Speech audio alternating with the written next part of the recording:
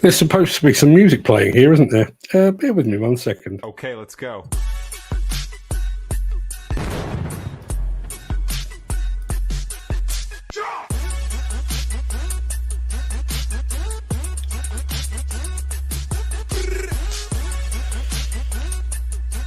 Good morning. Good morning, one and all. Let's say a very quick good morning to Andy Hare from Northern Track, who has just joined us and has said, is it Friday yet? Sadly not. Although it's a short week. It is Happy Hump Day to everyone. Our friend Mick is joined us. John Finley is in the house as well. Morning, John. Thank you very much indeed for being here. Jim Turner's here. Andy Dovell, who we'll come back to in just a moment, is here as well. Gary Muirhead is here, reliable as ever. And first off the mark, yet again, our friend Dan Cullen, the man with the hats. Yes. You find me in a slightly odd mood today, I have to say. On the upside, I awoke to find that I'd had a very small tickle on the premium bonds. Certainly not enough to retire on, but better than a kick in the crotch, I have to say. But yesterday, I learned that the bass player of my all-time favourite band, Ultravox, had passed away. Chris Allen was just 71 years old, and it left me in a bit of a reflective mood. I did actually get to speak to Chris once, around about 1983, so obviously it's not like losing a friend. But together with the rest of the band, he's been an integral part of my life since about 1980. Now, I wrote a thing last night, so not so much a tribute, more a personal recollection, and you can read it using the link that I'm about to post. Bear with me 1 second while I do just that. You can read that, should you so desire, over in the chat. But I will tell you very quickly what it's all about. Back in 1982, yes, that long ago, myself and three former school friends basically bunked off college and went to the Hammersmith Odeon in London to see Ultravox in concert. The concert ended with all four members of the band stood side by side, beating the living hell out of four individual drums. To this day, one of the most memorable concert moments of my entire life. Anyway, life then got in the way. I lost touch with my school friends, and after they played together at the Live Aid concert in 1985, Ultravox effectively disbanded.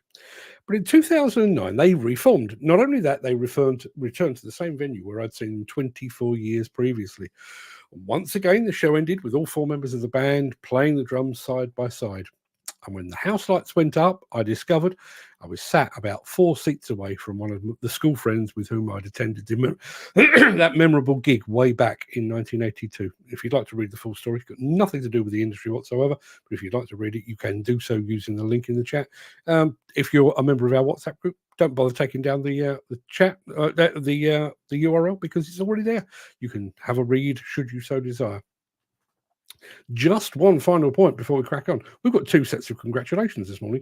After a full start yesterday, our man Footy is now working with a company called Roadform, and they're taking him on full time, which is great news. Just to let you know, the full start yesterday was he went to start work with a company, I can't remember who they were, and they told him he had the wrong boots.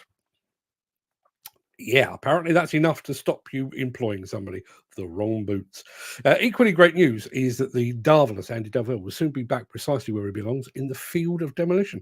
Andy's joining AR Demolition, and as if that weren't cool enough, his ride will be the Kiesel KMC 400 high reach, which is one phenomenal piece of kit. So hats off to Footy and to Andy. I hope they continue to tune in when they take up their new roles, but either way, great news all round. Congratulations, chaps.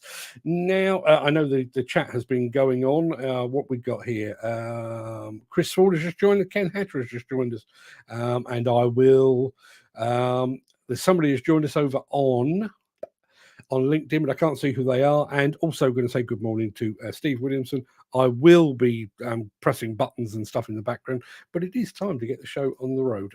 So without further ado, let me roll the intro, post the question of the day, and get this show on the road.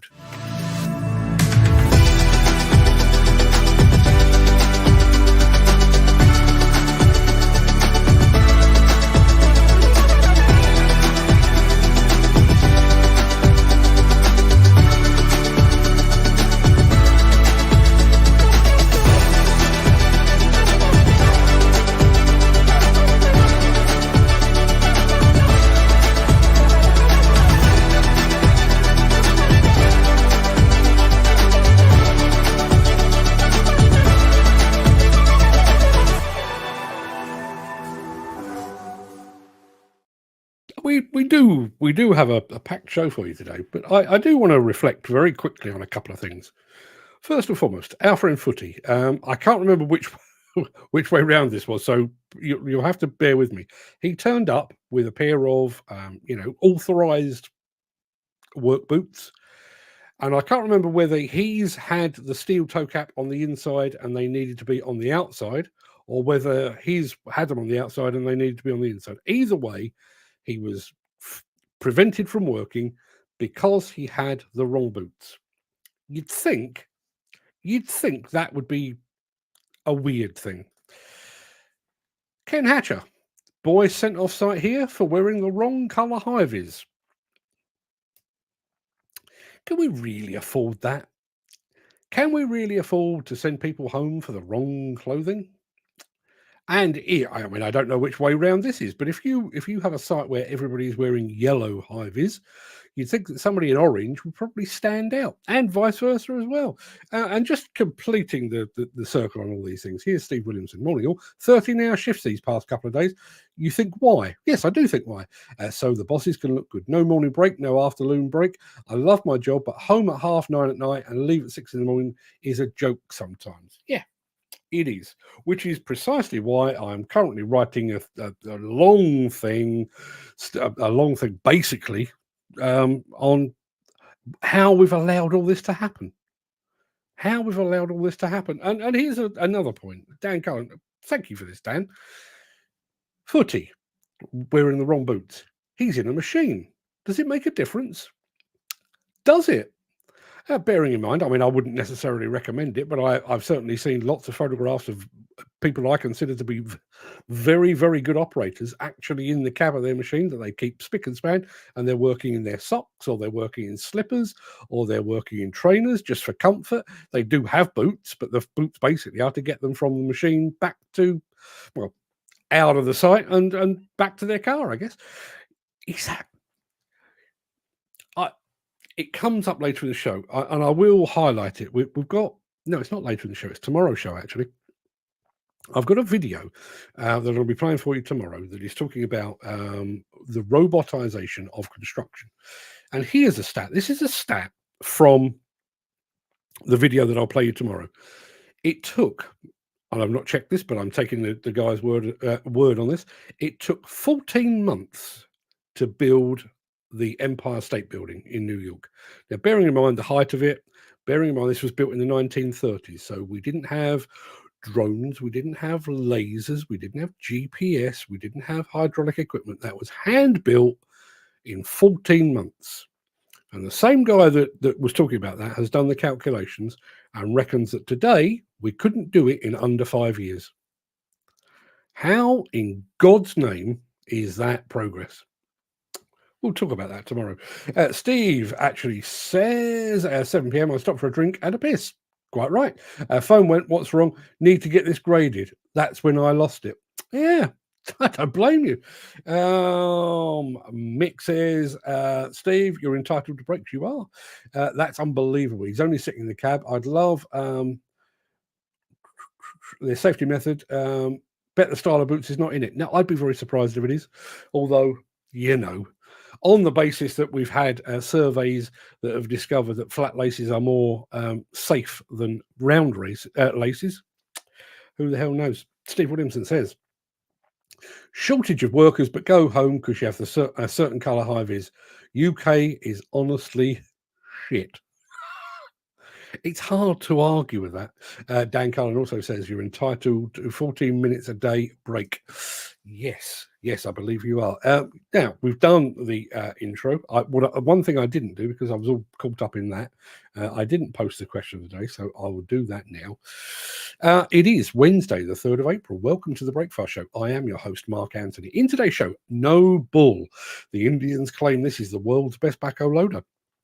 We're taking a look at JCB's new excavator operating system, that's JCB UX, how demolition crews are working round the clock in the aftermath of the Baltimore bridge collapse, and we're going to meet the Robot Brickie. Plus, if that weren't enough already, Komatsu is primed and ready to take Intermat 2024 by storm. But before we get to all of that, there is the small matter of today's mystery machine. So, we'll be back after this.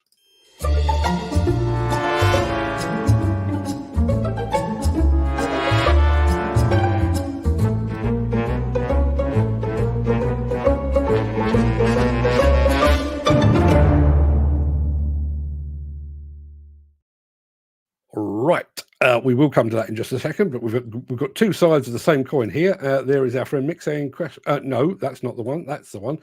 You're entitled by law to have a break of 20 minutes if you work more than 6 hours. I believe that is absolutely correct.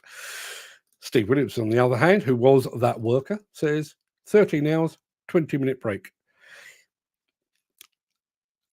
Listen, Steve's a young guy. He's a young guy. He's good at his job and everything else. But are you really getting the absolute best out of an operator if he is getting 20-minute break in 13 hours? Surely by that point he will be fatigued. Do you not think? People, management, do you not think? Or do you not think? That's a good point. Now, we did mention the fact that we've got a mystery machine, and we have. Now, I beat you yesterday. Quite proud of that. I'm planning to do it again today.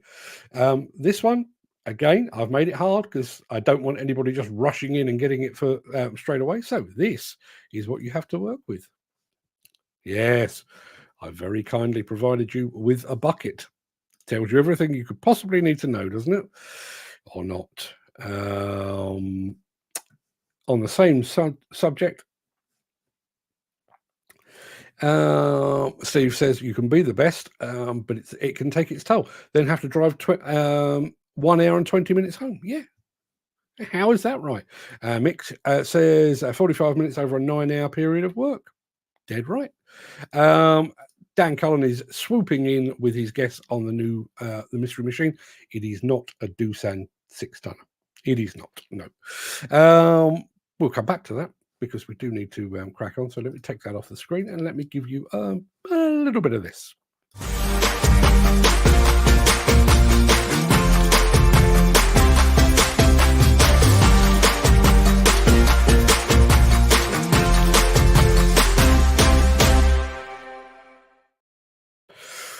I think I pressed the wrong button, actually. I was supposed to remind you of our question of the day. So let me do that very quickly.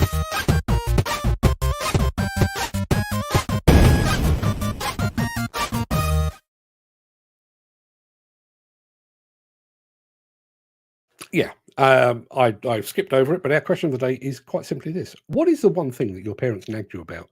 I've got two that I would like to throw into the mix, and both came with catchphrases in my house.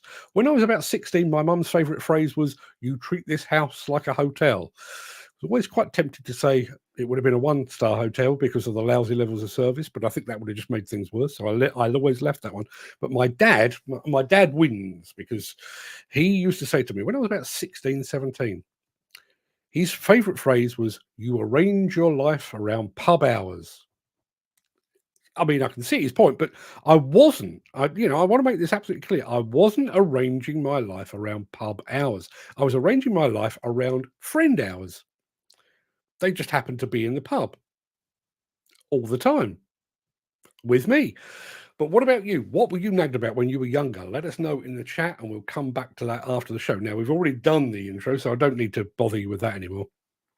So there I was last night, quietly surfing the interwebs, looking for things to watch and possibly to share with you when I came across a film that I'm about to show you. It comes from an Indian manufacturer called Bull, as in Bull, B-U-L-L, who claim their latest backhoe loader is, in fact, the best backhoe loader in the world.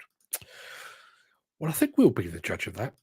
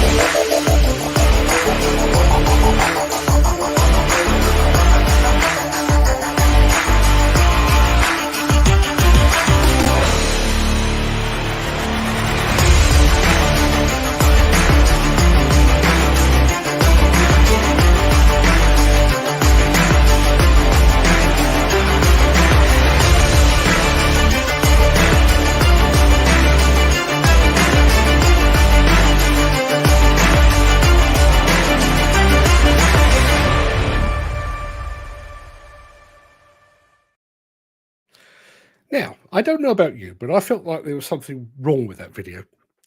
Didn't feel particularly Indian. So while you were enjoying that, I went away and fixed it.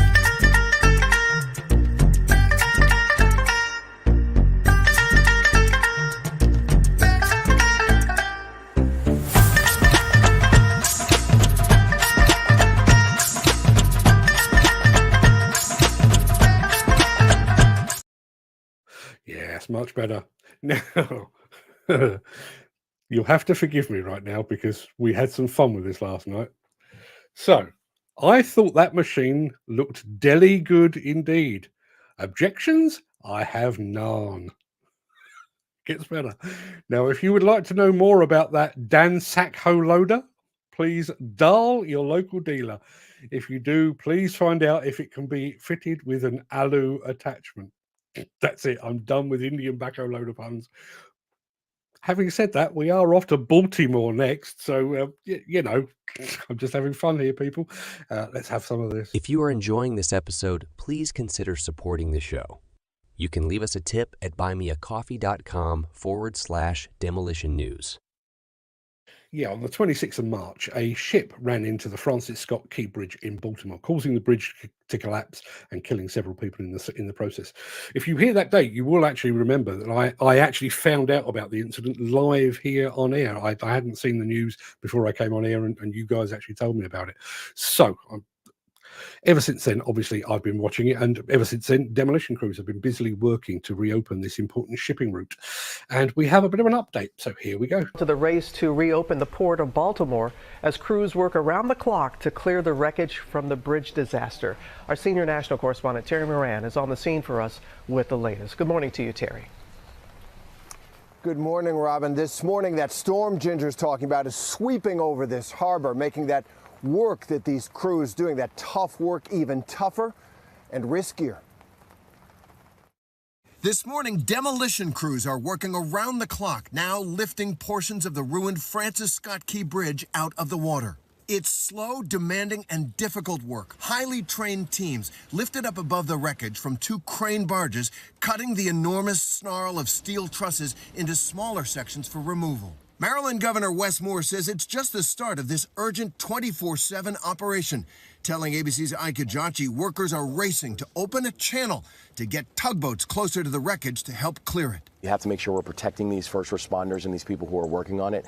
And at the same time, we have to move with a measurement of speed because we have got to get this channel open. But officials warn it's complex and dangerous. You have to do it in a way that doesn't cause portions of the bridge that are there across the water to shift. They've been under a lot of compression and tension. They could behave almost like a spring if they are not expertly managed. The stakes are high, with Baltimore's ports shut down and the risk of major supply chain issues for the rest of the country. For this community, there are worries about environmental hazards from the cargo on board. The NTSB says that 56 containers have been deemed hazmat, carrying items like ion batteries and perfumes, and presenting an even greater risk if the ship tilts during clearing operations and more containers slip into the water. I've asked people to continue to pray for our state. It's going through a really difficult time right now. Over the Easter weekend, Governor Moore there asking for prayers, especially for the families of those 6 men who went down when the bridge collapsed, those construction workers, and of course for their families. It is going to be a long road for recovery for this community. George? It certainly will. Okay, Terry, thanks very much. Hi, everyone. George Stephanopoulos here. Thanks for checking out the ABC News YouTube channel. If you'd like to get more videos... Shut up, man. You were supposed to have been cut off that video. I am going to go over to the chat because Andy Hare is commenting on that very job. Don't fancy gas axing that from a mobile platform. Nowhere to go when those internal stresses go twang. Good luck to those guys. Yeah, good luck. Obviously, a very difficult job in very trying and demanding circumstances. So my hat's off to the crew that are working on that. Gary Muirhead says that they are using the world's largest floating crane. I didn't realize that had been dispatched there, but he may well be wrong. I will come back to all things related to the Indian JCB, which, as I said, was deli good. Chris Ford says, I think that's what's called what's wrong in construction. Wrong boots, wrong hivers. How did we manage years ago? I think, I 100% agree with Chris. I think what that highlights is not the type of boots, whether the steel is on the inside of the boot or on the outside. It's still steel. It's steel where it belongs. It's going to protect the toes. Same as the high vis. Yellow high vis, very easy to spot. Orange high vis, very easy to spot. There is no difference. The only thing that is different, which goes back to Chris's point here, years ago, we didn't worry about things like that. Today, we're not worried about the safety. That's an afterthought. What we're actually worried about is ticking a box and covering our arse, so that if there were an accident and it were discovered that Footy's steel toe caps were on the inside when they should have been on the outside, or vice versa, or if somebody was injured on Ken Hatch's site and they were wearing orange when they should have been wearing yellow, or they were wearing yellow when they should have been wearing orange, they would be liable. This is not a move to make the workers safe. It is a move to make the arse of the contractor safe. Gary Muirhead, who's actually making up these rules? Someone in office who's never been out been on the grip? Yeah, absolutely. And I listen, I've mentioned this story before, and this is 100% kosher. Whenever I tell this story, I always sound like I'm making it up, but this is absolutely real. Somebody, I can't remember who it was, but somebody many years ago did a study that discovered that apparently flat bootlaces were less of a trip hazard than round ones. Apparently round ones are slightly more likely to come undone. You're slightly more likely to trip over them. Imagine the process that went into that study. Somebody has gone into a meeting, be it with a one-on-one meeting with their boss, or possibly a meeting with several people, and said, I would like to do a study to improve safety on site. And the people listening say, oh, well, that sounds like a perfectly good idea. What will this study be about? Well, I'd like to decide whether round laces or flat laces are the safest. And somebody in that meeting went, that sounds like a jolly good idea. Here's some funding. How about get on with your job? do that thing what you're paid for. Unbelievable, honestly. Looks like we have a new viewer now, Sarah Jane Turner, or Mrs. Turner, as she is often known.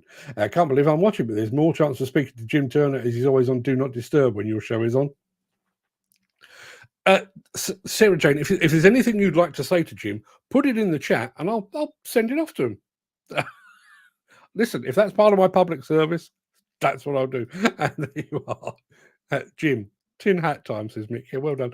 Steve says, wait till the day you need to have a flashing beacon on your hard hat. How long till that happens, I wonder? The wrong high vis would be better than no high vis. I agree. I totally agree. Really, I listen, I am writing about this at the moment, but hard hats, you can't wear that hard hat because it's got a sticker on it. Really, and you can't wear a white hard hat on this site because a white hard hat means something completely different here. You need a yellow one. Okay, have you got any yellow ones? No, we've only got white ones. Oh, come on, people. Let's have a look. It's a bit like wearing a hard hat in the middle of a field where there's nothing around you and you have words because you've taken it off. Yeah, I've said this so many times. You imagine, I mean, I'm bearing in mind, sometimes you guys are very, very much the first responders on a construction project. You arrive, there is no holding, there's no portaloo, there's no equipment, there's just a bare field. There's nothing there at all, just you and some grass. And you turn up in your trainers and your shorts and everything else, and you're fine. There is no danger, there is no threat to human life. You're absolutely dandy. And then somebody puts up some holding, demarking that same patch of grass as a construction site, and all of a sudden, the shorts are against regulations, the T-shirts against regulations. You need high vis, you need steel toe cap boots, you need safety goggles, you need safety gloves, and you need a hard hat in the middle of fucking nowhere. Which, going, we can discuss it more tomorrow, which goes back to this point that the guy was making about the Empire State Building. 14 months to hand build it in the 1930s, 5 years to make it today, because we have pillocks I'm watching my language here. We have Pillocks on site saying, "Oh yes, you appear to be wearing orange when, as you well know, this is defined as a yellow high-vis site." Off. Jim Turner, this is why small sites are so much more appealing these days. Yeah, absolutely. Steve says, "I'd love an American hard hat, but can't be asked with the hassle I'd get." Yeah, listen, I've got exactly the same feeling. I am going to get myself one of those American ones, ideally one of those nice chromed ones with the stars and stripes on it, but it will only ever sit here. It won't go on site. It's the same as that one, which, can you see that? You can probably just about make out there. That's my Despe hard hat that I hold back from Italy. It's light, it's comfortable, it looks cool. They're Italian, of course it looks bloody cool. Could I wear it on site? I could. Would I be pulled on it? You're damn right I would. So it's just not worth the hassle. Dan Cullen says, "Yet when you complain no toilet, they give you a warning for pissing against the machine." It's a funny old world, isn't it? Ken Hatcher, you can see we're half hour into the show. We're not even halfway through, and Ken Hatcher's got to go back to work. Apologies, Ken. I always thought yellow for sites, orange for rail, but seems that's not the case. Yeah, as I say, that I wouldn't mind. I wouldn't mind if it was as clear cut as that. If you're working on a rail site, you wear orange. Everywhere else, you wear yellow. But that's not the case. That is definitely not the case. It is literally a case of people making up the rules as they go along, as far as I can tell.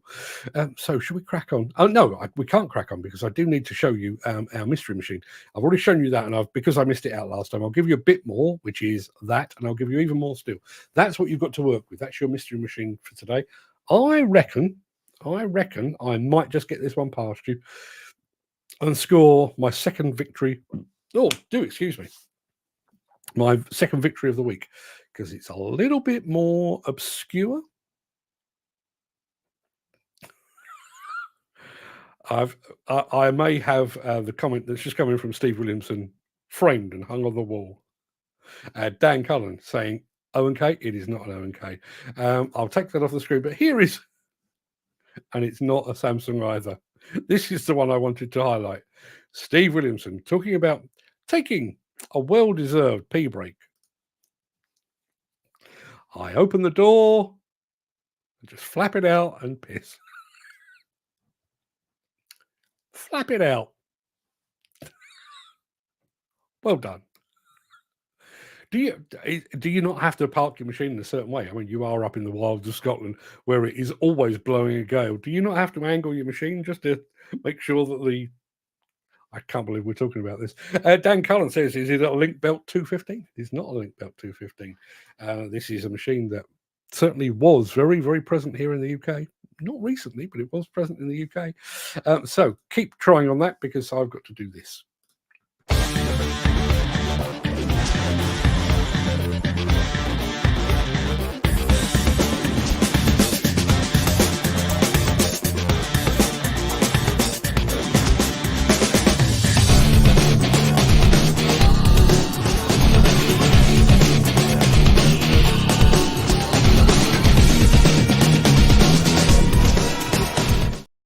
And I can tell you the mystery person who was watching in from LinkedIn is the ever gorgeous Carly Northwood. Morning, Carly. Thank you very much indeed for being here.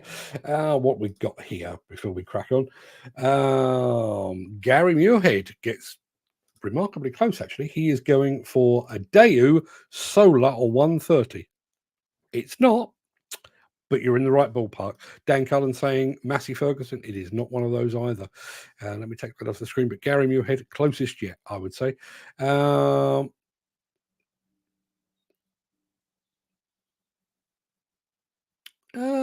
We'll come back to that one. I'm sorry, I was just reading another comment there.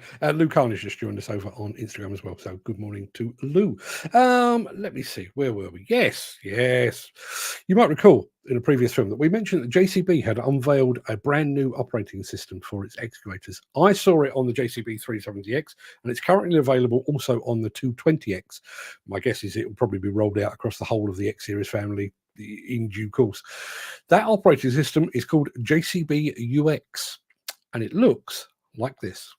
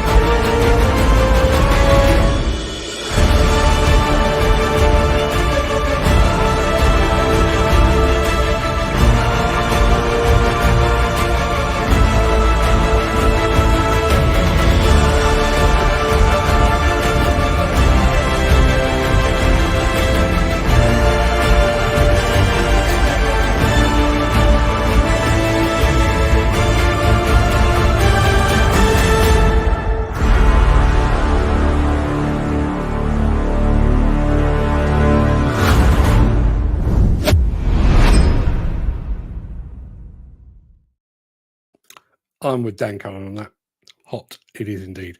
Now, I need to tell you, we've had a real run on, let me show you the machine that you were supposed to be identifying. We've had a run of people trying to come up with the right answer on our mystery machine today. And I can tell you that one person has actually got the answer that I've got written down on a card in front of me. So we know that Gary Muirhead went with a Daewoo Solar 130.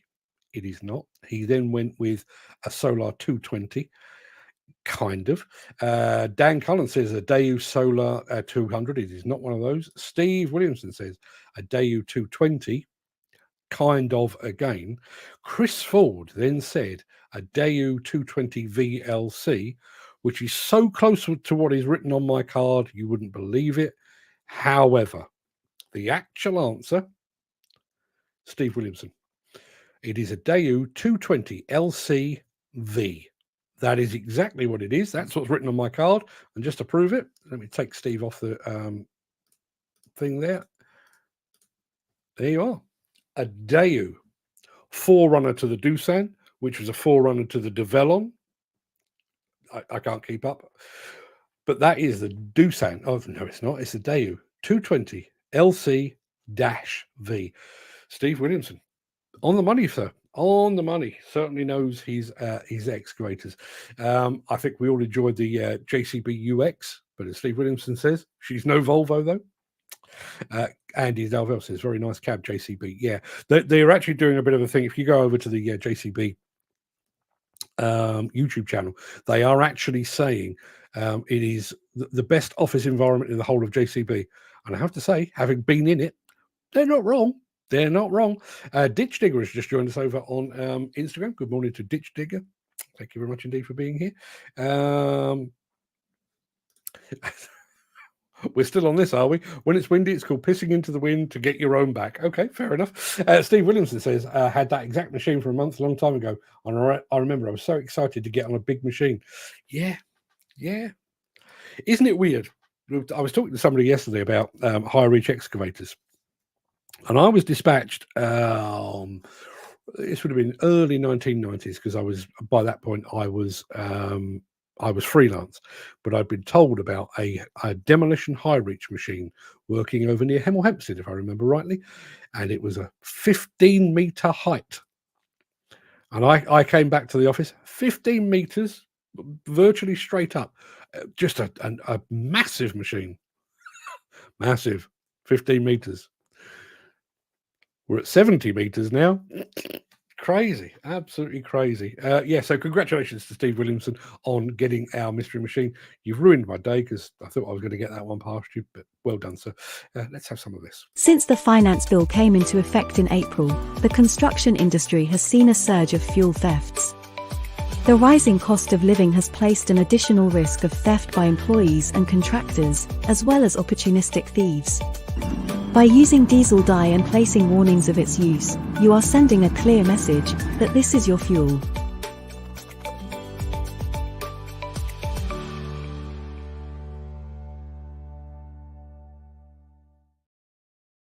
If I asked you to describe a bricklayer to me, what would you say? Bit loud? Bit brash? Arse hanging out of his jeans? Pencil behind his ear? Years gone by, all of those would have been correct answers. But the brickie of tomorrow could look very different indeed.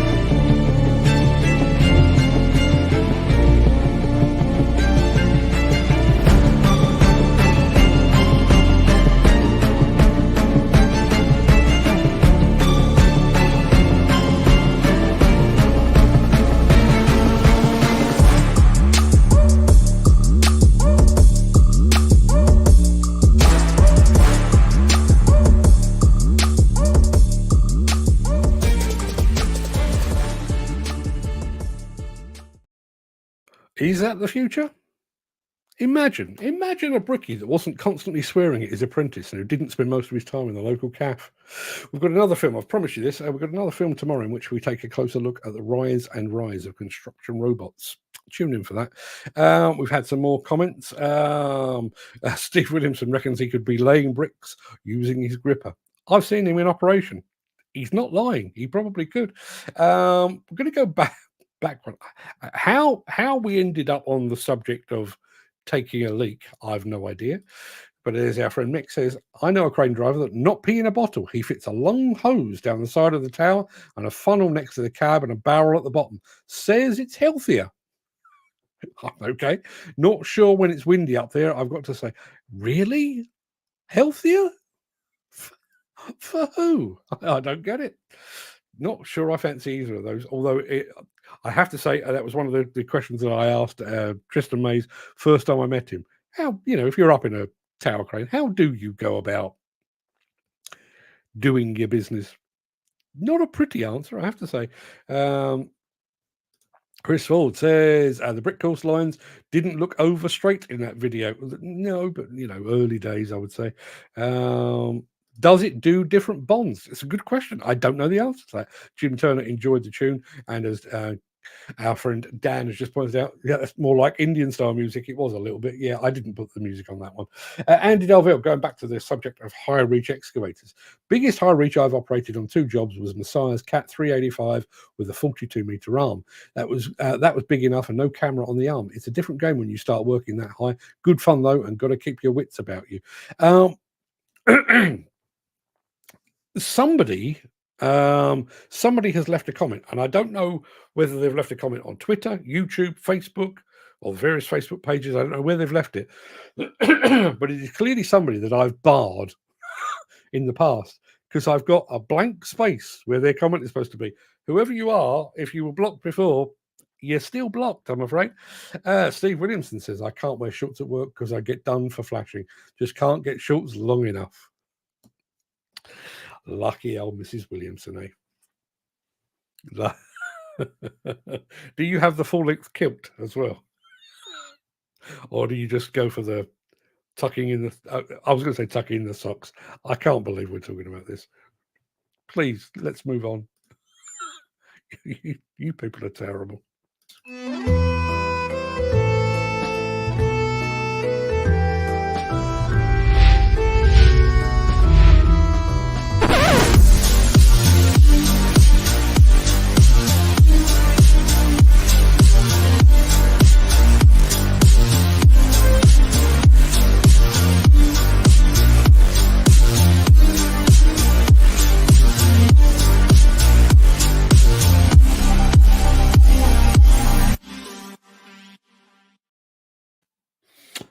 Yeah, we come to our final film of the day, and it's a short one. I'm sorry, I was reading Instagram. Somebody just said, Mohammed 4271 says, I want to buy things at company.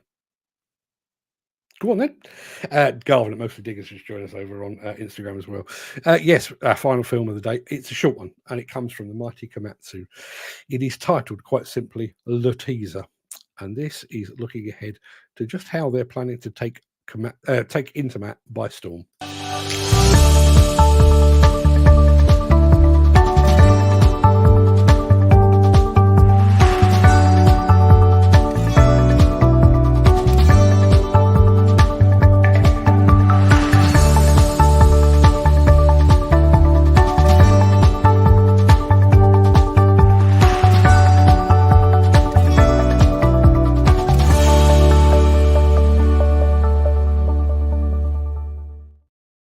Yeah, it's just a taster, but I honestly am expecting Komatsu to be one of the absolute standout stars of Intermat 2024.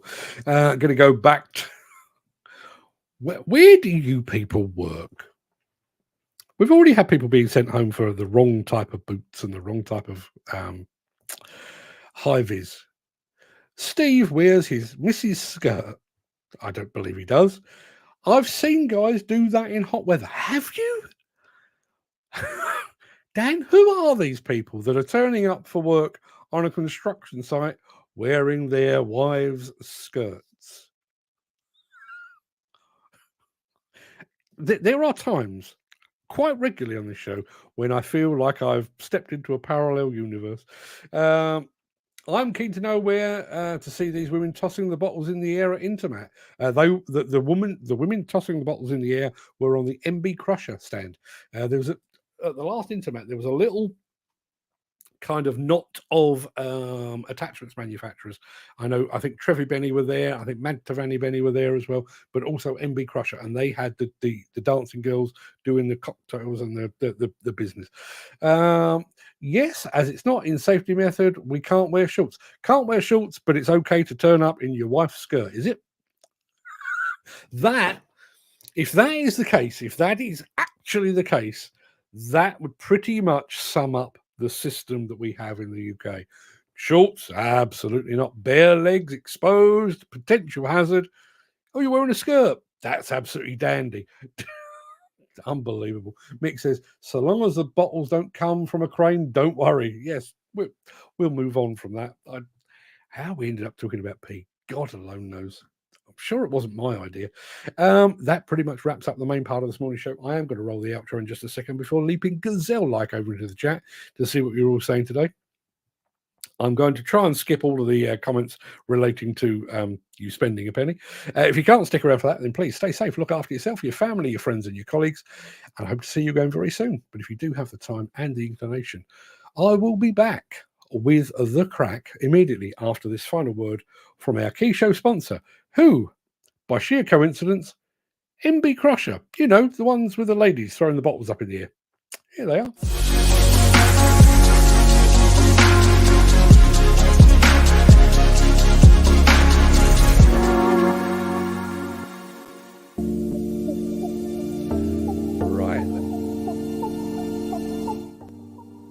Yeah, I think that's about the right volume. How are we all doing today?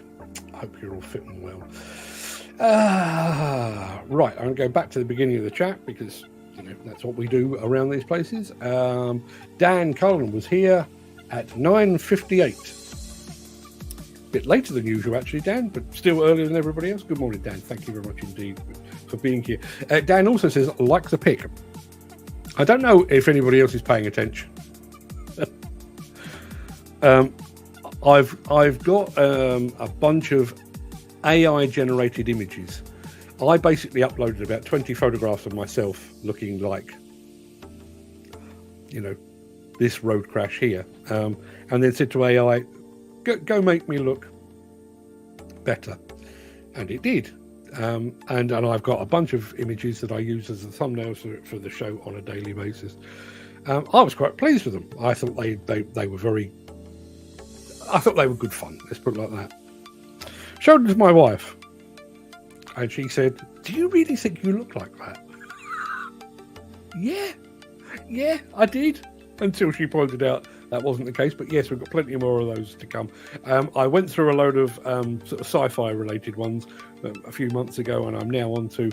I don't even know what they're supposed to be, but they make me look like I've been dressed by an Italian, which I have no objection to. Thank you very much for pointing that out, Dan.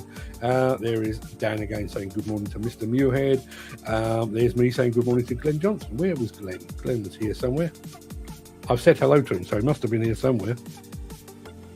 There he is. Good morning, everyone. Good morning, Glenn. Thank you very much indeed for being here. There is Mr. Muirhead as well. Good morning, Mark. Good morning, everyone.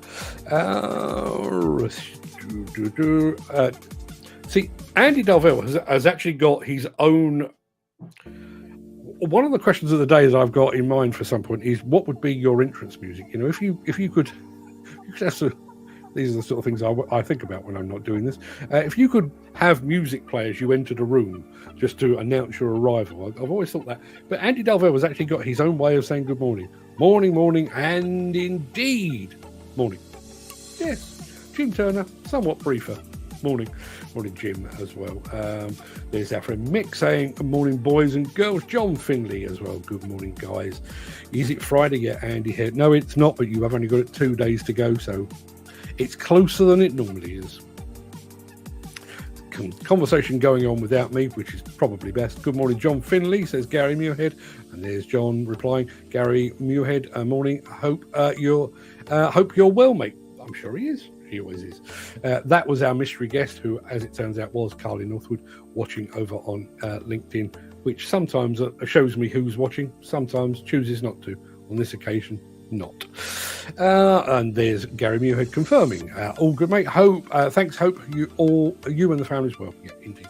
Ken Hatcher was here with, wow, the longest set of weather I've ever seen in my life. In actual fact, my son is currently in Welsh Wales. He's had some weather. Dan Cullen was only listening. He was only listening, but he did manage to comment on some of the stuff, so he did pretty well. Chris Ford joined us as well. There's John Finley as well. This is one that sparked the conversation. Morning all, 13-hour shift these past couple of days. You think, why? I do. So bosses can look good. No morning break, no afternoon break. I love my job, but home at 9:30 at night and leave at 6 in the morning is a joke sometimes. Yeah, and listen, I'm not singling Steve out, but, you know, young guy, fairly recently married. That's no way to live your life. But, you know, I mean, I can understand it. And listen, I've pulled my fair share of all-nighters over the years, trying to get magazines to press and getting ready for events and conferences and exhibitions and that kind of thing. But as a regular thing, really, is that the best we can do? I would go back. If you can't get the job done in the time allotted, you haven't allotted enough time, would be my point on that. There's Ken Hatcher just exacerbating the fact that the world has gone completely bloody mad. Boys sent off site here for the wrong colour high-vis. Good Lord. Good Lord. Still love that intro music. Thanks, Steve. Yeah, I don't know. I sit here some afternoons and think, I'm bored. What can I do? I know, new intro music. Silly, isn't it? And yes, I mentioned the fact that Footy had been refused access to his first job yesterday because he was wearing the wrong boots. As Dan says, boots? He's in a machine. Does it make a difference? No, it doesn't. It makes a difference to somebody's tick box, but nothing else at all. Congratulations on your new job, says Andy Darvell, who also, as we already know, also has a new job. There's further stories from Steve Williamson. 7 p.m. I stopped for a drink. Phone went, what's wrong? Need to get this graded. That's when I lost it. Yeah, and therein lies the other issue as well. Obviously, the nights are a little bit lighter now. So 7 o'clock, it's still light out. The temptation from those bosses to insist that you carry on working, I can imagine. Dan Cullen says, that's unbelievable. He's only sitting in a cab. I'd love to see their safety method. I bet the style of boots is not in it. I bet it's not either. And something else that occurred to me, and I'm not for one moment suggesting this is the case in this instance, but when you've got that level of pedantry at site level, does that not allow people to be picked up and put down even easier? You know, if somebody's face doesn't fit, back in the day they'd have been employed. You just have to deal with it. Now, if you're working through an agency or you're on probation or whatever it might be, no, you can't stay here. You've got the wrong boots on. Oh, you're wearing the wrong high vis. Oh, we don't like the way you parted your hair. Something like that. It's a nonsense. It really is. Steve Williamson, this really does point it out. Shortage of workers, but go home because you have a certain colour high vis. UK is honestly shit. Yeah. I was told years ago, long before Brexit, I was in a taxi in Brussels, and the taxi driver obviously picked up on the fact that I was a Brit and said, you know, why don't you lot accept the euro? And I tried to be polite and stuff. Oh, you know, we us Brits, we're very independent, island nation. We don't like to be told what to do. And he said, these were his words, do what everybody else does. Sign up to the rules and then just ignore them. That is not the British way. We sign up to the rules and then set about policing them to the nth degree, because apparently that's what we're good at. Yes. Question of the day. What is it? This was our question of the day. What is the one thing that your parents nagged you about? As I say, my mum's was always, you treat this house like a hotel. Usually after she'd picked up all my dirty washing from my bedroom, or I'd basically vanished for a weekend and returned expecting dinner to be put on the table. A reasonable request, I always thought. But my dad's, which goes a long way to explaining why I don't drink these days. You used to say to me, you arrange your life around pub hours. Just happened to be where my friends were all the time. But that's what I was nagged about. What about you? There we are, Steve Williamson saying 13 hours, 20-minute break. Not enough. And lots of people pointing out that. So, things you were nagged about. Steve says, stop playing in that mud. Look at me now. Yeah, and I'm sure somebody, it may have been Chris Ford, we may come to that. I remember somebody on this show saying, stop looking out the window. He was told this at school. Stop looking out the window. You'll never get anywhere looking out the window. And that same person spends all their livelong day looking out the window at a boom and a bucket. Let's have a look. Jim Turner says there's a brick-built underground reservoir near me. Put out to tender. Price dug, built, and part buried again in around 1900 or so. In about a fifth of the time it would take nowadays. Yeah. 14 months to build the Empire State Building with no mechanical assistance whatsoever. And now it would take 5 years. And the one thing that the video, which, as I say, I will play for you tomorrow, the one thing that it doesn't say is, I wonder how long the planning process was. My guess is that somebody, whoever the developer was that came up with the Empire State Building, went to the Manhattan authorities and said, we want to build what at the time I think was the world's tallest skyscraper. It's going to be a landmark. And they just went, yeah, go on, crack on. And, less than a year and a half later, the thing was stood there being all shiny and cool, and still one of the greatest buildings in the world. Here, planning regulations, sustainability regulations. Yes, we'd love to have the world's tallest skyscraper again, but there is a family of bats living close by, and we have seen a newt here in the past 15 years, so that's going to be a concern. And when you're building this, the people that you bring in to build it, they are all local people, are they? They're all born and raised in Manhattan, because that's an important thing. And 30% of them are female, are they? And you have the correct proportion of transgender people as well, do you? Yeah, good. Yes. I reckon it would take as long in planning as it took to build. So you're 14 months compared to 10 years. Unbelievable. And there, I do think, and this is one of my objections to. I know I tend to talk about this about whenever we speak about mental health, about people being away from their friends and their family and their loved ones. That's not good from a mental health standpoint. I make that very clear, and people should be allowed to be back home with their family and friends. Maybe not every single night, but most of the nights and stuff like that. So I do have a concern there. But when I drive, I'm thinking specifically the M40, because it's my, most of the time I head north, I go via the M40 and then pick up the M1 or the M6 when I get up a bit further up the country. And all along the M40, there are illuminated neon signs that say, if you're tired, take a break. If you're tired, take a break. If you're tired, take a break. Now, one might argue that they are basically there to encourage you to pull into the next Starbucks and spend a $5 on a cup of coffee that's got no coffee in it. I digress.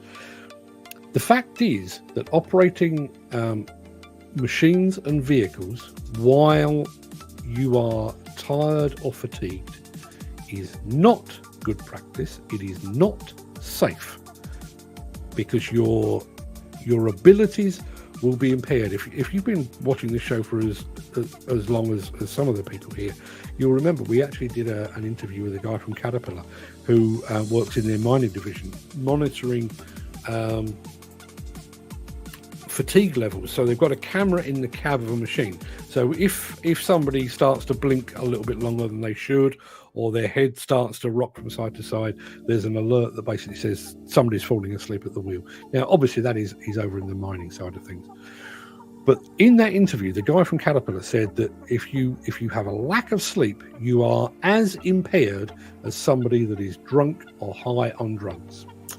Now, it just so happens that Steve is mentioning this today, but we've got an instance here where we've got somebody that's been sent home because they're wearing the wrong boots. We've had somebody else sent home because they're wearing the wrong high vis. Both allegedly because of safety concerns. And yet we've got somebody else who is being forced to work 13-hour days, drive an hour and a half home and an hour and a half back the following day.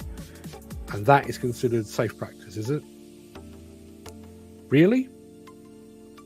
Somebody, lots of somebodies in fact, need to get their collective heads out of their collective arses. What were you nagged about as a child? My wife, smoking. Yes, woman was a bloody chimney when I met her.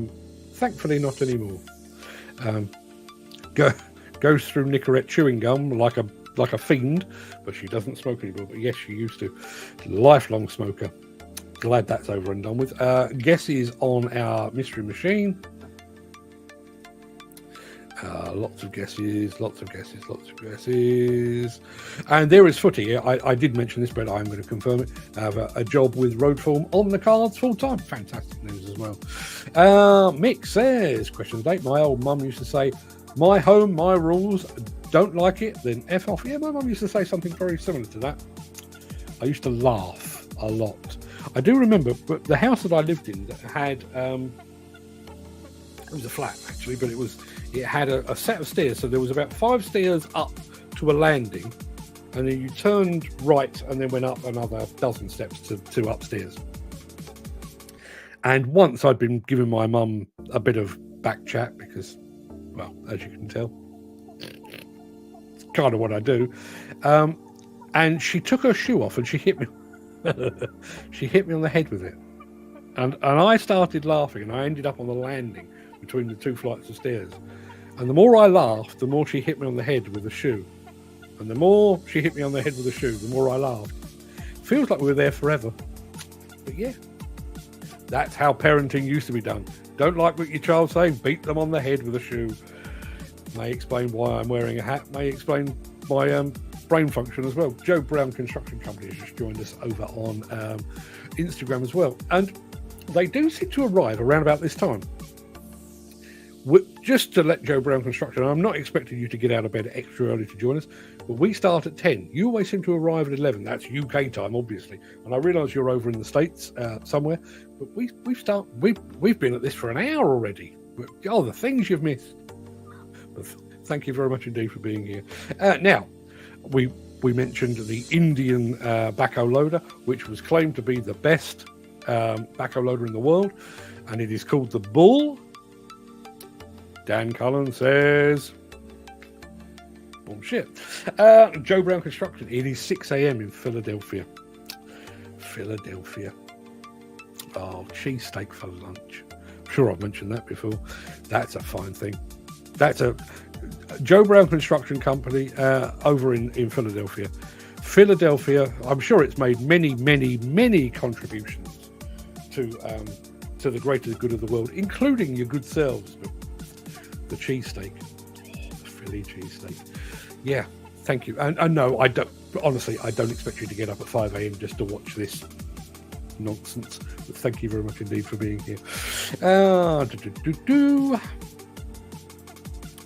Now, Jim Turner, this is something you and I have in common. Question of the day: learning to read. I used to be nagged about learning to read. I learned to read by reading the classified ads in the paper. I didn't.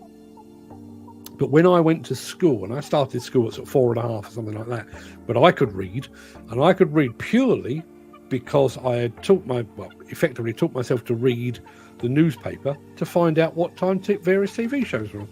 Just used to read the TV guide. Back in the day, I think it probably would have been the Sun in my house, possibly the Mirror. I make no excuses. I didn't buy it, but yes, that's how I initially learned to read, reading the TV guide. Dan Cullen, not impressed by the Bull backhoe loader. No technological advances. indeed. Jim Turner, I think he's hit the nail on the head there. Nice 1990s 3CX copy, which I'm bearing in mind JCB have been manufacturing machines over there for roughly that amount of time. Maybe it's no coincidence that it does look like a previous generation 3CX.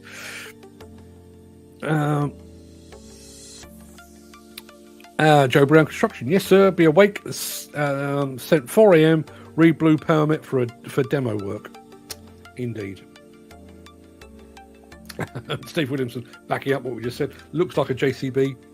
Kinda. Yeah, a JCB that didn't move with the times, possibly. Gary Muirhead, I heard this once or twice when I was a kid as well. Question of the day, what did your parents nag you about? Turn the lights off. This house is like Blackpool Illuminations. Yes. Blackpool Illuminations.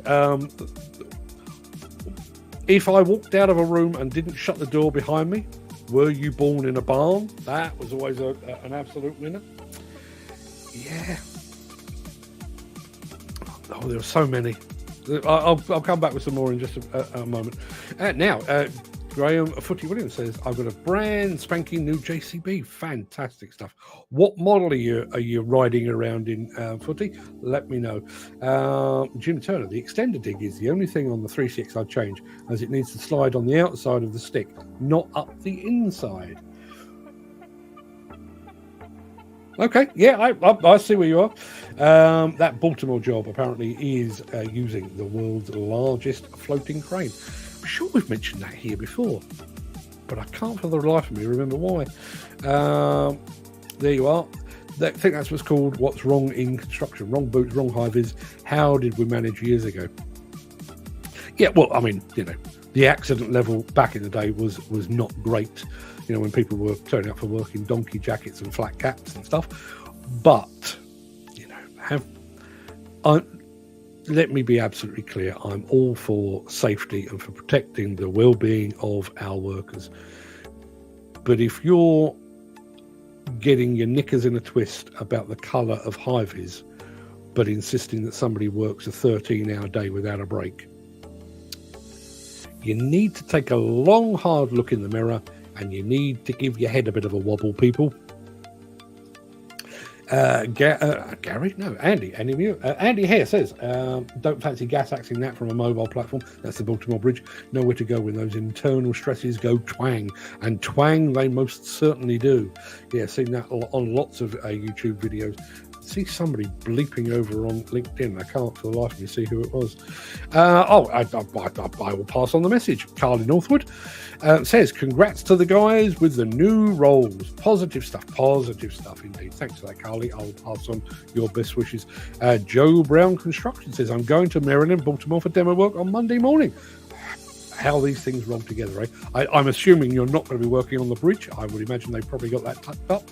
But send us your best wishes from Baltimore. Never been to Baltimore. Like to, but I've never been. Martin, Norwegian Earthman, has just joined us over on Instagram as well. Good morning to Martin. Oh, incidentally, I mentioned this a couple of, maybe a week ago. I had a message from our friend Al Grierson, Construction Channel Luxembourg, who had been invited to Eskilstuna, the Volvo headquarters, as part of their Volvo days this year. And at the time, obviously delighted for Al. He's not been before, and it is fantastic.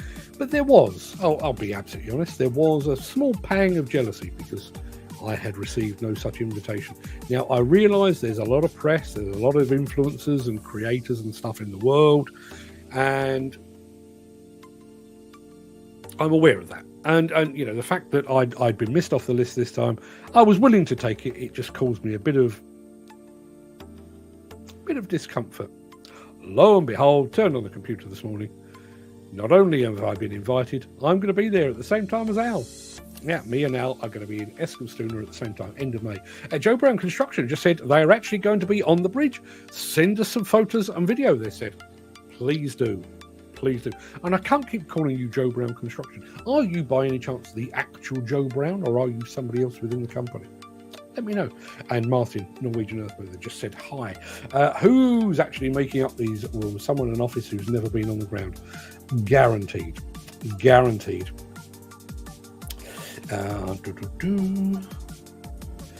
See, I realise that Steve has thrown that out as a bit of a joke. Wait till you need to have a flashing beacon on your hard hat. There may well be somebody watching this show right now who has just written down flashing beacon for hard hat, and will probably propose that as a rule change at some point in the future. Steve, if that ever comes in, I'm holding you personally responsible. Gary Muirhead says the wrong high-vis will be better than no high-vis. Yeah. Or why not? Martin from Norwegian Earthmover. I actually met Martin for the first time, actually, in Eskilstuna. And he is going to be there in May. I think I'm there 28th and 29th of May. Martin, if you're there, it'd be fantastic to catch up with you again. When I was in Japan, there was no question about colour of high-vis. Everybody wears navy blue overalls with high-vis panels on them. And they're all exactly the same. Male, female, big, small, tall, short. Doesn't matter. Doesn't matter what rank you are. Everyone wears navy blue overalls with white high-vis flashes. Because we have yellow for one site, orange for another,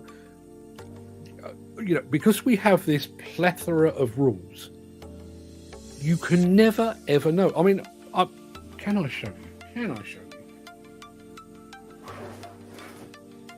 You see, it's quite grubby, but you see this bag, you see the size of it. That is full of high-vis.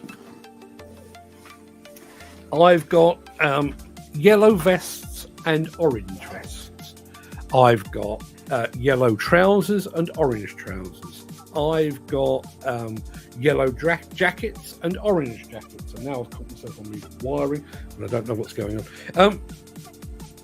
And that basically goes in the car wherever I go, because guaranteed I will arrive and somebody say, "Oh no, you can't be wearing that on this site."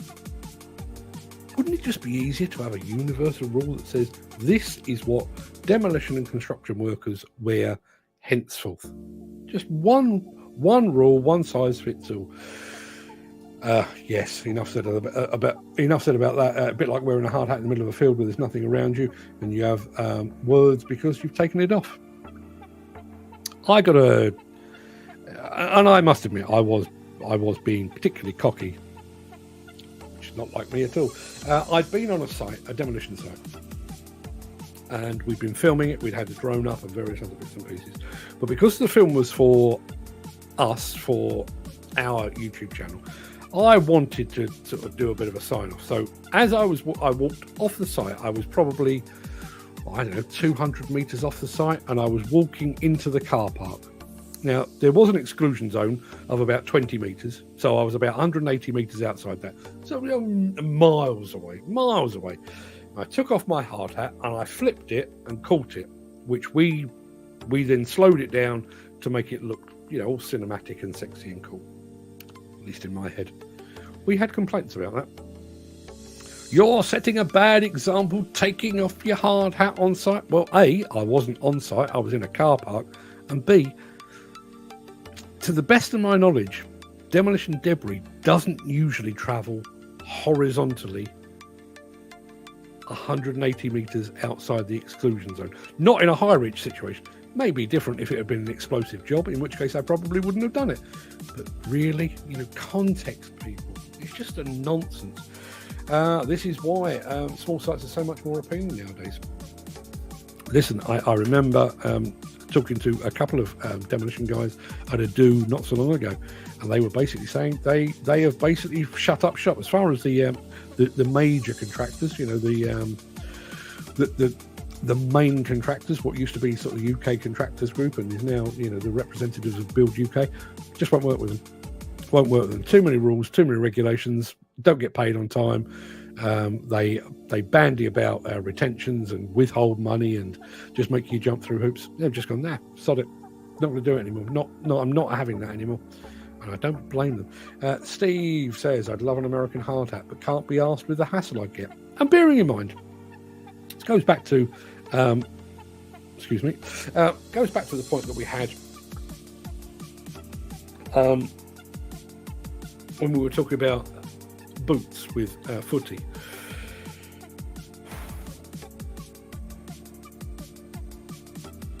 What does Steve Williamson do for a living? He drives an excavator, does it very well. So, you're not required to wear a hard hat in the cab. So, he puts on a hard hat to go from his car, possibly to the site office, and then onto his machine. So, he's walking through sort of open space.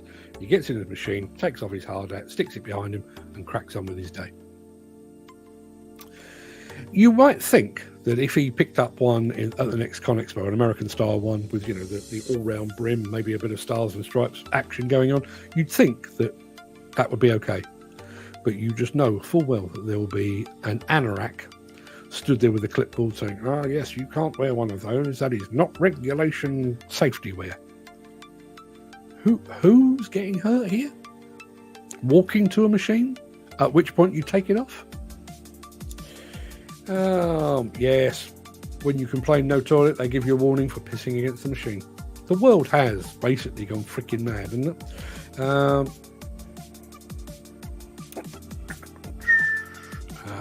Lots and lots of talk about peeing today, but I'm going to skip over a lot of that. Who else have we got?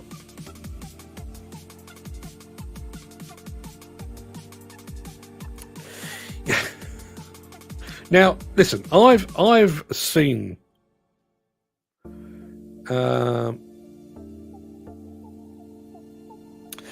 just going back very quickly, Martin from Norwegian Earth Mover. I also love the American hard hat style, but not allowed it in Norway. Design is not CE approved. Like it matters. Like it matters. Apparently Dan Cullen is listening to Dire Straits, and this is the bit that I wanted to pick up on. It's not in the safety method, so we can't wear shorts. So it's 120 degrees outside, you're sweating your cods off, and you can't wear shorts. Now, some of you have met Jim Turner, some of you have seen him in photographs. Jim is a big beardy fella. Big beardy fella. Can you imagine? Had to threaten to come to work in a frock when we were banned from wearing shorts on a site. I said, first woman I see on site in a skirt or frock, and I'm doing the same. I'd have to go and buy one, as Sarah's would be... Oh, man. As Sarah's would be baggy on me. If Jim isn't here tomorrow, we'll probably find him in a hospital, and it will be richly deserved. Steve Williamson, you look good with hair like the AI. Back in the day. Oh, back in the day. If only I'd have known the abuse that my hair went through over the years. Oh, the dyeing and the highlighting and the ridiculous hairstyles. If only I'd realised that it was a finite resource. I had no idea. Chris Ford says, going on about health and safety.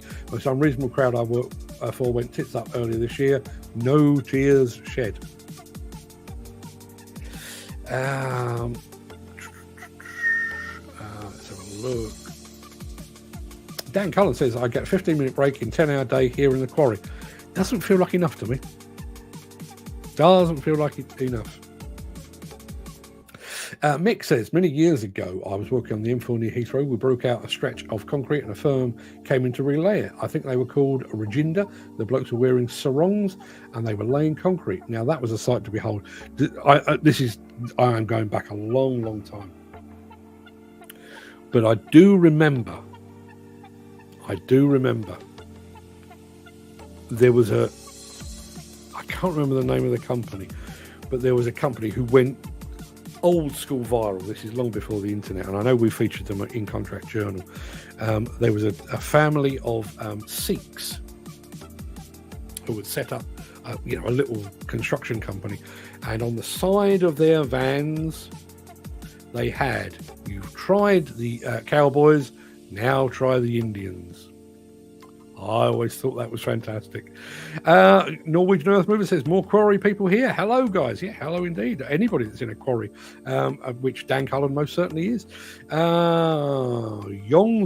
says, hi, sir. Good morning to you as well. Now, I do need to address this. Our friend Wolfie, Wolfloader69, morning. Did you begin starting the show earlier than usual? No. And yes. Our clocks here in the UK went forward on Saturday last week. Well, early hours of Sunday morning. So, yes, we are an hour ahead of where we normally are. I think you do catch us up at some point, at which point I think it will all make a lot more sense. But, yes, I've not changed. Our clocks have, if you get the idea. Going back to this, Dan Carter says, I start at 5:30, first break is at 1 p.m. That's a long way to go. There's a long way to go. And also 15 minutes to get some food down your neck and a drink, take a leak. Doesn't feel like enough. What were you nagged about as a child? Cleaning my room. Yes, cleaning my room. And my situation was made a lot worse by the fact that my sister, on a fairly regular basis, would basically empty her entire room, clothing, furniture, everything, all came out and went back in a different order. So she was constantly doing her room, and there was I next door, basically living in the place where clothes had gone to die. Yeah.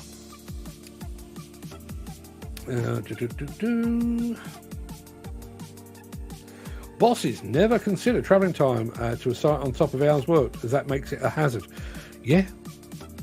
And yet, as I've already said, they're very concerned about you wearing shorts, very concerned about whether your steel toe caps are inside or outside, very concerned about whether you're wearing orange or yellow. But if you don't get home until 11 o'clock at night and you have to be on site at 5 o'clock the following morning, not a problem. Not a problem. If we are abiding to equality laws, there's no right amount of different people, because we are equal and just people. Yeah. Hey, listen, you are speaking to somebody here. Well, I've had a comment over on Instagram, which may just be the strangest comment I've ever had. You're speaking to somebody that owns a workwear kilt. The fine folks at Black Larder sold me. They didn't give it to me, they sold it to me. A black denim kilt. I wore it to Glastonbury because I thought it looked cool. Still kind of believe that.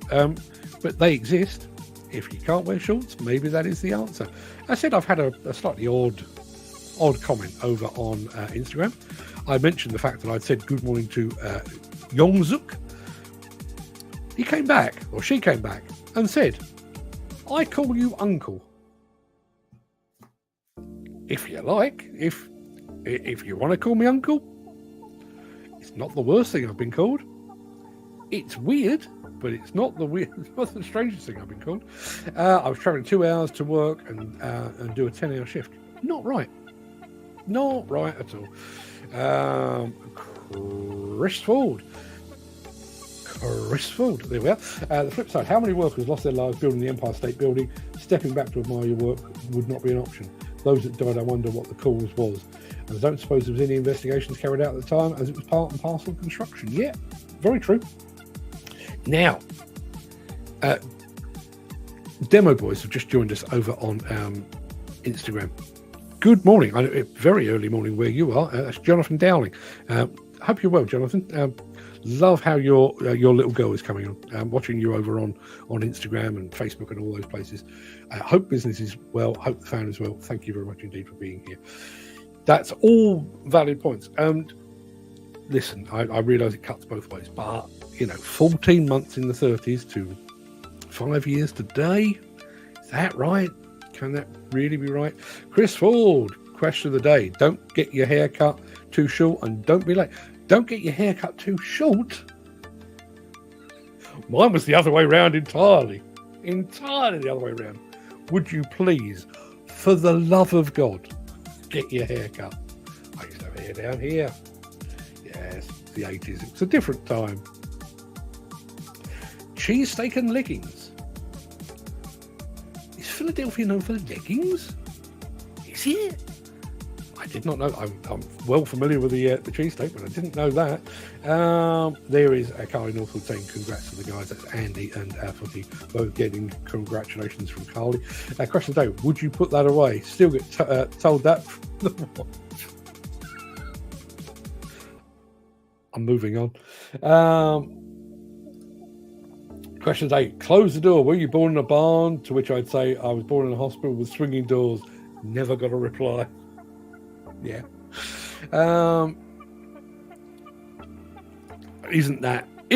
Doesn't that phrase just sum up the health and safety situation? And I'm sure it's the same around the world, but it does feel particularly valid here in the UK. I don't know what you're doing, but my book says you're doing it wrong. I digress somewhat, but as Dan Cullen just mentioned, a hospital. I'm sure I've told you this before. We had, when my first born daughter was very little, a couple of weeks old, we had a midwife come around our house to check on my wife, check on the baby and everything else. It was very, very, you must do this, you must do that, baby can't do this, baby can't do that. And really, really quite forceful. And I actually said to her, how many children have you had? And she said, oh, none. So I threw her out because, some companies want you to wear different colours of hats depending on your trade. You must have no stickers whatsoever. What difference does a sticker make? Does a sticker affect a hard hat? Apparently some do. Apparently they can deteriorate a hard hat. But here's another point. Hard hats, I don't know if you're aware of this, but hard hats actually have a best before date on them. Because they do, over a period of time, become more fragile and friable and easier to break is kind of along the short of what I'm saying. How old is your hard hat? You don't have to say this publicly, but how old? I reckon the one that I wear most often, and I've got, I don't know, in the car, in the shed, in the office, I've probably got 10. And by and large, I wear the one that comes to hand the quickest. But the one that I wear most often, which is the one that's in my very fine JCB boot bag, along with my JCB boots, I reckon is 12 years old. Probably not to standard. And now, next time I go on site, some twat is going to check, aren't they? Mick says, way things are going, you have to wear a rainbow high-vis soon. And we've got to keep these bloody lunatics happy. Matter of time. No hard hat doesn't make you smart, says Joe Brown Construction Company. No, it doesn't. It doesn't. And listen, I'm fully advocating for the wearing of all the PPE you can possibly throw at a job. But if I had to choose, if I were presented with two operators, one of whom was wearing the wrong colour PPE but had got about 8 hours sleep last night, or one that was wearing the right colour PPE that had had 4 hours sleep last night, I'm going for the well-rested fella.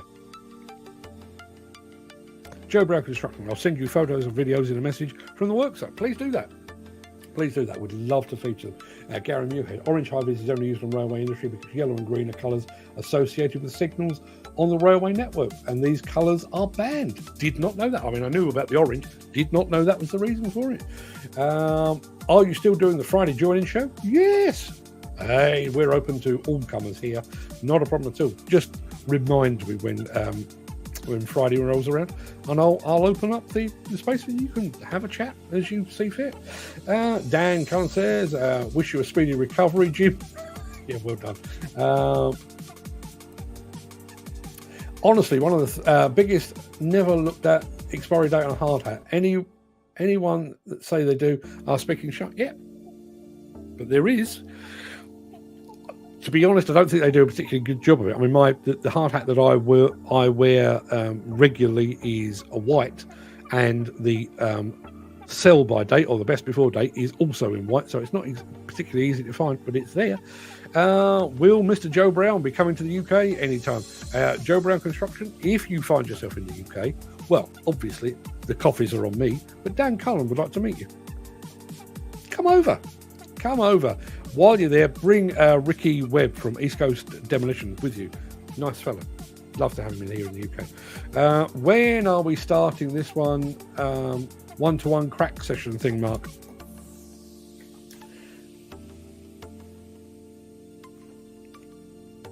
See that?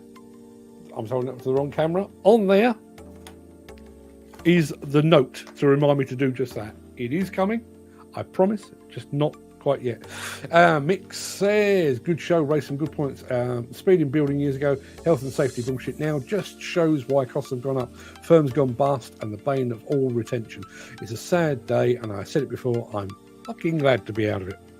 And Joe Brown Construction, apparently, they may well be coming to the UK. If you do that, please do that. I now know why our friend Youngzuk has decided to call me uncle, because he says I can operator, basically looking for a job. And apparently if he claims to be my nephew, that gets him a job. It doesn't work that way, but thank you anyway. Let's have a look. We will be getting to that. I've got so much on, and I'm not. Again, I'm not being a woe is me. I'm not a nurse. I'm not a coal miner. What I do is easy. I'm sat on my arse, basically. But I'll come back to you in a sec, Steve. But there are only so many hours in the day. I've got 2 books in my head that I desperately need to get out. Get those out. I want to get Intermat, and I want to get my trip, obviously, to Eskilstuna out of the way. But then, obviously, we've got Hillhead. So my guess is we may have a bit of a trial run on the Craic, the one-to-one thing. Quite possibly with Jim as our first victim. Try and get one of those done before the summer. See how they work. See if everybody's okay with it. And if that's the case, then we'll press on and make that happen on a more regular basis. How can they put a date on a hard hat? It's actually kind of stamped into the hard hat, or it is on mine anyway. I've not actually got one to hand, unfortunately. Mine are all tucked away. But have a look. If you run your finger around the one that I'm thinking of, it's on the inside. If you run your thumb around the inside rim at the back, you'll feel like a rough bit, and that is basically what it is.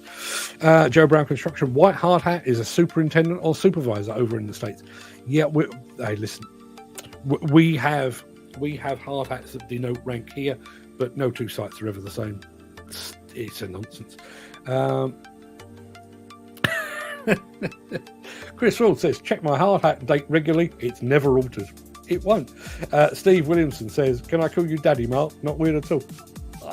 I'd rather you didn't, but if you must. I do need to get finished because I've got a blood test in a couple of minutes. Mick, very quickly. No, Steve, when given a new hard hat, I always look for a date of manufacture. Would be surprised how many people don't look at the small print in the company insurance policy. Good point. Regarding PPE, I should have added. Yeah, indeed. Is there another site for sore eyes in you? Yes, there is.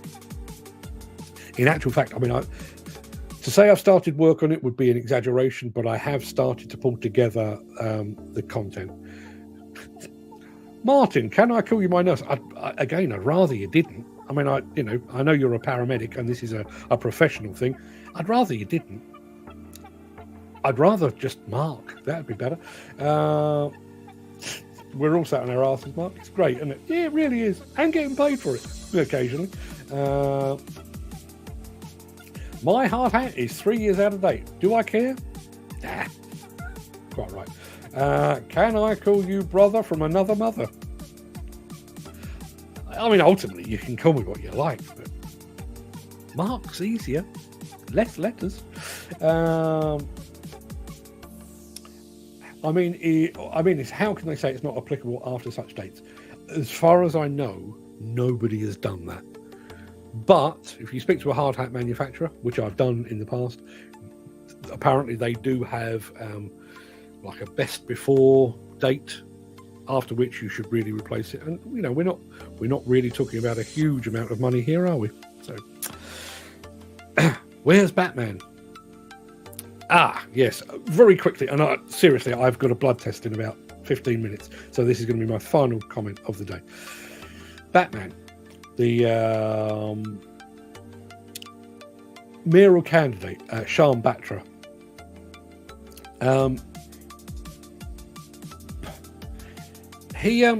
he went on a bit of a rant on TV the other day, talking about the fact that, you know, this notion of 15-minute cities. Well, he claimed that, that our incumbent mayor, who I'm no fan of, but apparently our incumbent mayor has signed up to some global deal whereby we will be limited, you know, in the future, our levels of travel will be limited. We won't be able to have cars at all, never mind whether they're diesel, petrol, electric or hydrogen. Our travel will be completely limited. And best of all, he reckons that somebody, quite possibly Sadiq Khan, is going to control the number of calories that you consume during the day.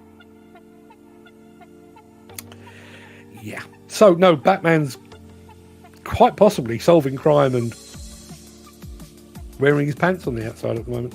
Right, you young whippersnappers, a hound needs walking. Have a good day, gents, and most of all, stay safe. Yes, please do. And final comment, Uncle Mark's Breakfast Show does have a ring to it. Maybe. I prefer the Walrus of Demolition, but hey, who the hell knows? People, please go and have a fantastic day, but I really do need to run. I was supposed to be left here about 10 minutes ago. So everybody, fantastic day. See you tomorrow. All the best.